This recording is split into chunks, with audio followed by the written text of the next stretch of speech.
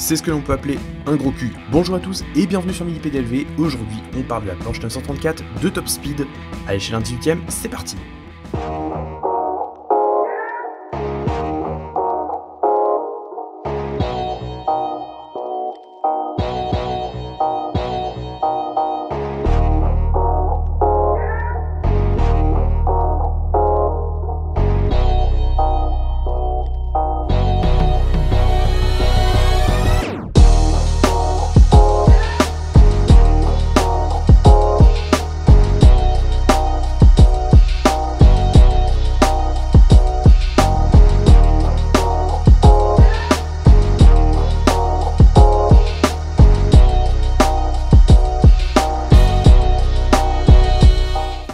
Bon, par où commencer? Déjà, je suis ravi de vous présenter aujourd'hui une Porsche. C'est une marque que j'affectionne tout particulièrement, surtout les anciens modèles. Et la Porsche 934, c'est vraiment un modèle à part dans la gamme. Avant ça, on va faire une petite revue historique, enfin vite fait. À la base, on a la seconde génération de Porsche 911, qui est le modèle de type série G ou type G, ou autrement appelé les modèles avec pare-choc à accordéon. D'ailleurs, vous avez une représentante ici, avec des moteurs qui vont de 2 litres 7 à 3 litres, puis même à 3 litres 2 en fin de carrière. Et justement, en 1976, il se passe un truc assez génial, c'est qu'une version turbo voit le jour. Ce n'est pas celle-là.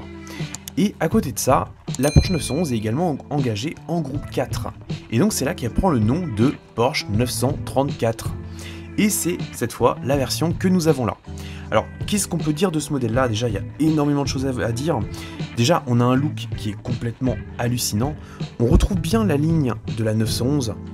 Elle est fidèle à ses origines. On retrouve aussi les pare-chocs à accordéon ou à soufflet. Alors ça, c'est pas un choix purement esthétique, c'est tout simplement que aux États-Unis, il y a énormément de normes qui font chier, j'allais dire, non, c'est vulgaire ça. Il y a beaucoup de normes, en fait, qui ont contraint les constructeurs à faire des choix.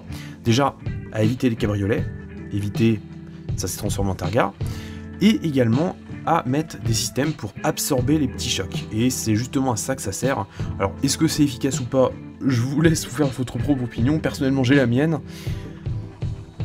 Et donc voilà, on aboutit à une 911 encore plus agressive. D'ailleurs, on retrouve des éléments comme les rétro-obus que l'on verra sur pas mal de versions de course.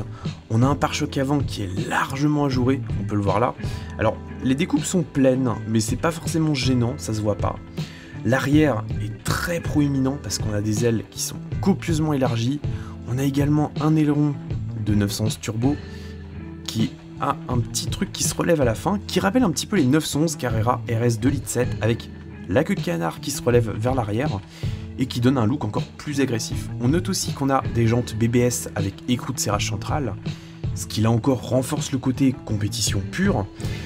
Et le modèle qu'on a là, alors vous connaissez peut-être pas le fabricant parce que j'en ai pas encore parlé sur la chaîne, mais c'est Top Speed Models. C'est une miniature que j'aime beaucoup et qui est extrêmement bien soignée.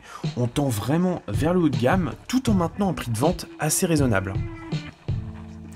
Comme on peut le voir ici, la finition est quand même très soignée parce qu'il y a des trucs qu'on voit dessus qui me plaisent vraiment énormément. Donc déjà, c'est une miniature en résine, donc fatalement il n'y a pas d'ouvrant.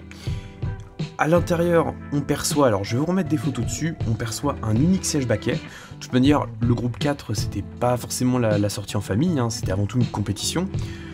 On a aussi des essuie-glaces qui sont des pièces rapportées, qui sont extrêmement fines, d'ailleurs j'oserais même pas y toucher de peur de les casser. L'avant est très fin également, on note qu'on a le réservoir qui est situé juste au-dessus du logo. Les portes sont également très très belles, le vitrage est relativement fin, alors ça prend énormément les traces de doigts, hein, forcément. L'arrière, on a le bandeau Porsche avec les lettres de couleur noire, on a également une double sortie d'échappement qui est relativement bien reproduite. Là on voit d'ailleurs le dessous du flat 6, parce que je rappelle, sur les 911, ça a toujours été des moteurs à 6 cylindres à plat, on le voit très bien ici d'ailleurs avec les collecteurs, et la sortie d'échappement qui est juste là. Donc c'est une miniature, comme on peut le voir ici, autant faire la transition, qui est limitée à 999 exemplaires seulement, et ici c'est la numéro 136. Ce que je peux en dire également, c'est que voilà, c'est une miniature très soignée qui plaira vraiment aux puristes, parce que dans l'histoire de Porsche, elle a vraiment apporté quelque chose, et c'est vraiment un modèle emblématique. Donc si elle vous plaît, n'hésitez pas à la commander. D'ailleurs, je vous conseille tout particulièrement de vous rendre sur la boutique AN Model Cars. Je remercie d'ailleurs Anthony de m'avoir offert cette miniature-là, qui est vraiment sublime. Donc vous avez le lien dans la description, n'hésitez pas, le site est parfaitement sûr, il y a du choix, et le prix de 134,90 €, il est quand même très bien placé pour la qualité, donc faites-vous plaisir, c'est vraiment la Porsche à avoir dans cette collection. D'ailleurs, juste un petit point avant de finir, ici, le Flat 6, il délivre 480 chevaux, donc ça donne vraiment une idée sur les performances du monstre. Sur ce, je vous dis à très bientôt, soyez prudents sur la route, conduisez pas comme des pirates, surtout en ville, et bye bye.